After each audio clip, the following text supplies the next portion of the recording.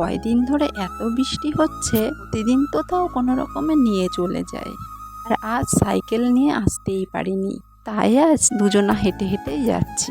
বেশ গল্প করতে করতে আসছি, বেশ ভালোই লাগছে। আর বাড়ি এসে এদিকে আমার রান্নাও হয়ে গেল। স্কুল থেকে আসার সময় নিয়ে এসেছিলাম আমড়া মাখা, এখন মনা সেটাই বসে মজা করে খাচ্ছে আর আমাকে বলছে খাবা মা, নাও না। আমি বললাম না, তুমি খাও। মনার জন্য 3টে টপ অর্ডার করেছিলাম অনলাইন, এটাই চলে এসেছে।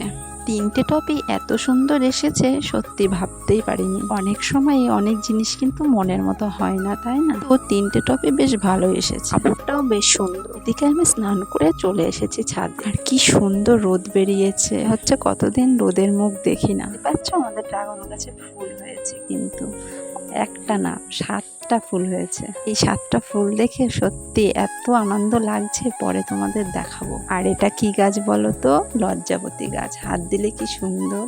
আর আমি ছাদে আসবো আর এটাকে ছোবো না তাই কখনো হয়? কিন্তু ছাদে আসলে একবার করে এটাকে নাড়িয়ে দিয়েই যাই। আর এই বর্ষাতে বৃষ্টির জলে গাছগুলো এত সুন্দর তাজা হয়ে গেছে না, এটা সবুজে সবুজ, এত ভালো লাগছে দেখতে।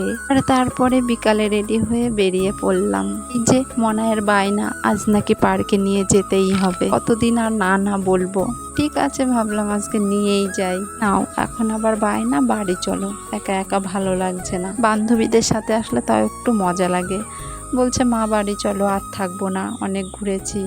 বললাম ঠিক আছে, তুমি যা বলবা তাই হবে, চলো বাড়ি চলে যাই। একা একা কি আর মজা হয়? বান্ধবীরা গেলে দেখতে বাড়ি যাওয়ার নামই করতো না।